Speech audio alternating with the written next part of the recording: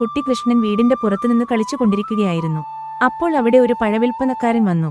നല്ല പഴങ്ങൾ ആർക്കെങ്കിലും വേണോ എന്ന് ചോദിച്ചുകൊണ്ട്. എന്നാൽ വണ്ടിയിലുണ്ടായിരുന്ന പഴങ്ങളെല്ലാം വളരെ സുന്ദരവും പഴുത്തതുമായിരുന്നു. അവ കണ്ട കൃഷ്ണൻ ഉടനെ അത് വാങ്ങണമെന്ന് ആഗ്രഹിച്ചു. ഉടൻ വീട്ടിലേക്ക് ഓടിച്ചെന്ന് ഭഗവാൻ തന്റെ ചെറിയ കൈകളിൽ കുറച്ച് അരിമണികൾ എടുത്തുകൊണ്ടുവന്നു. എന്നാൽ ആ കാലത്ത് പണമില്ലാതിരുന്നതിനാൽ സാധനം കൊടുത്ത് സാധനം വാങ്ങുന്ന രീതിയായിരുന്നു.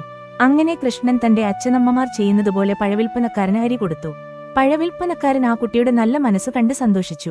അങ്ങനെ അയാൾ സ്നേഹത്തോടെ കൃഷ്ണന്റെ ചെറിയ കൈകളിൽ നിറയെ പഴങ്ങൾ വെച്ചുകൊടുത്തു. പിന്നീട് പഴവിൽപ്പനക്കാരൻ തിരിഞ്ഞ് വണ്ടിയുടെ അടുത്തേക്ക് നടന്നു. അപ്പോൾ അവിടെ ഒരു അത്ഭുതം സംഭവിച്ചു.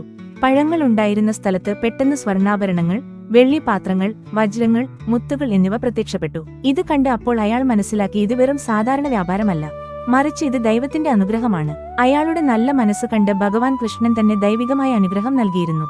നിഷ്കളങ്കമായ സ്നേഹവും നേരായ മനസ്സും ദൈവത്തിനു വളരെ പ്രിയമുള്ളതാണ്.